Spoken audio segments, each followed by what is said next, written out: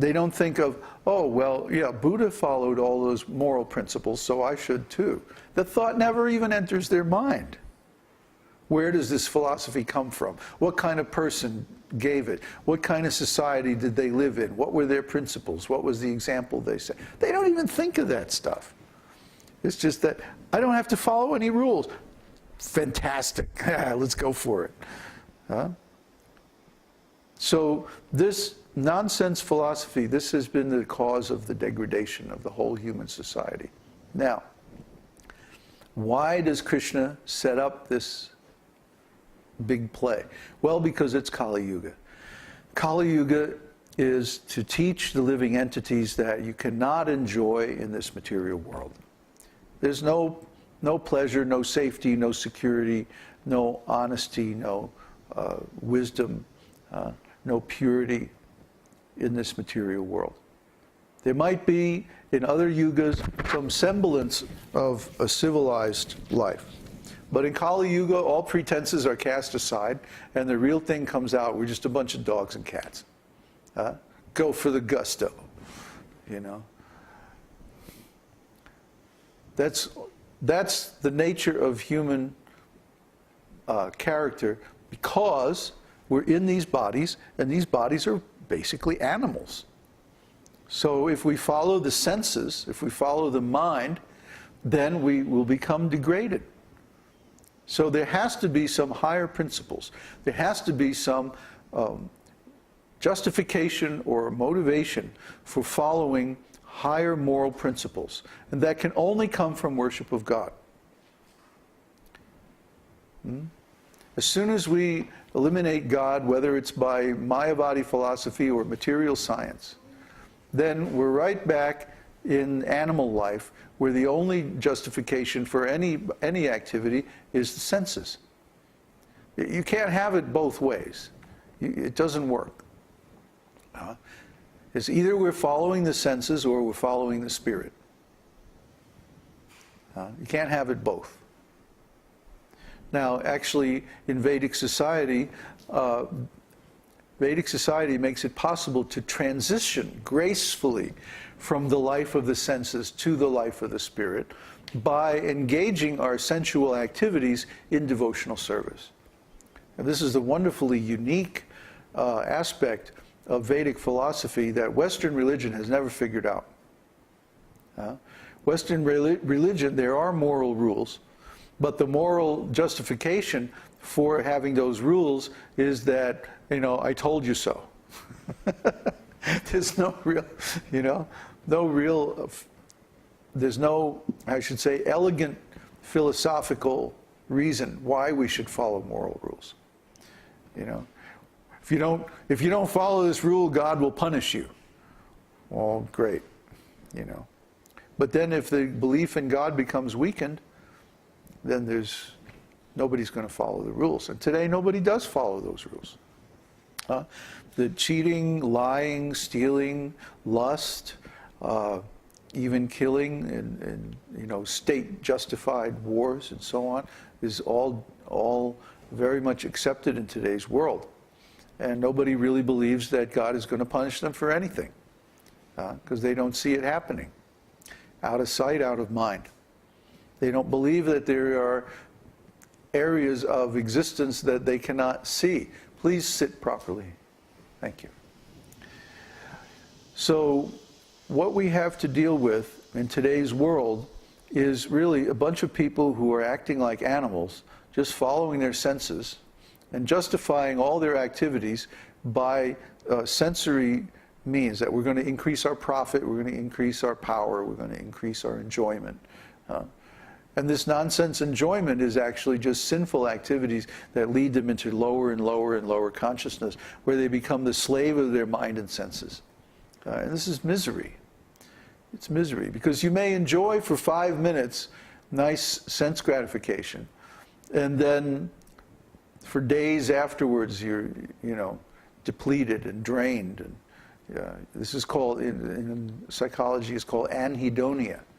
That after a person experiences a great deal of sense pleasure, then afterwards they are devoid of the energy to enjoy, and they can't enjoy, and they're miserable.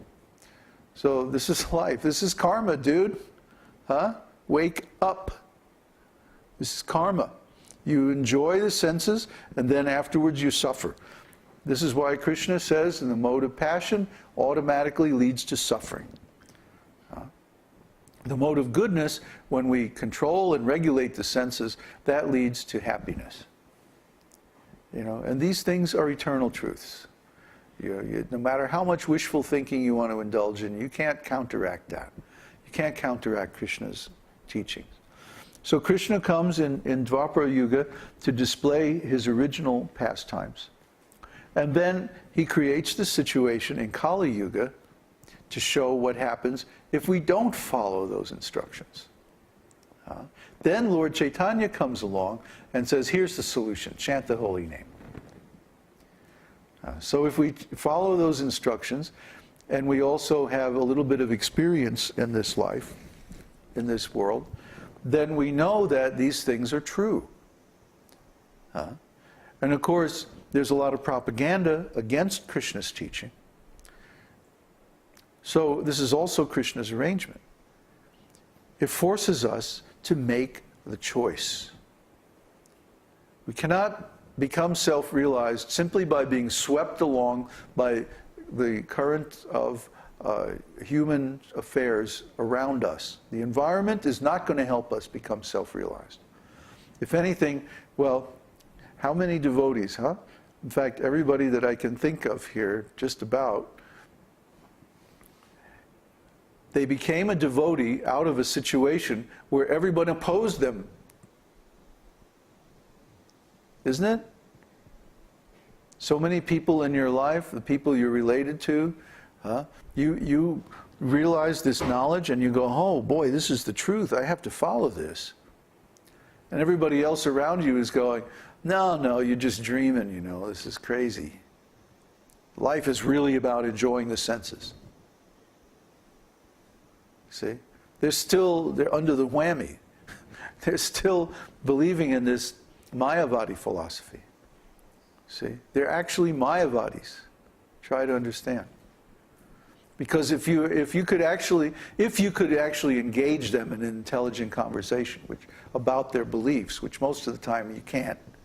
But even if you could, if you dug down to the bottom, you would generally find at the very core of their belief is, I don't have to do what anybody else says because there really is no God, or I'm God, or some nonsense like this.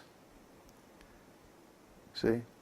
If you were to actually engage them and argue with them and get down to the truth, you would find that they have this nonsense lie embedded in their consciousness at some very deep level. So we're actually surrounded by Mayavadis. When we sing Prabhupada's Pranam mantra, Nirvishesha Shunyavadi Paschatya Deshatarane, that he's preaching in the Western countries, Paschatya Desha, which are full of Mayavadis, Shunyavadi, and Nirvishesha, Buddhists, nihilists. Nothing matters. We're all going to die anyways. You might as well just do whatever you want. People actually think like this, although usually unconsciously. It becomes an assumption, and then so many consequent thoughts are built on that. See? So this very dangerous philosophy is actually all around us. And at every step, we're coming into contact with people who hold this philosophy, or the consequences of this philosophy as built into the modern system and the modern activities and all that. So we have to be very, very cognizant of this. And at every step, make a deliberate, conscious choice to follow Krishna's philosophy, Krishna's knowledge. You see? And if we do that, then actually at every step, we become more and more elevated, more and more purified. You see? But this requires a constant awareness, constant alertness of the actual situation. If we just go along with the herd, then we're going to we're going to go into materialism by association. Nobody's going to help us become a devotee.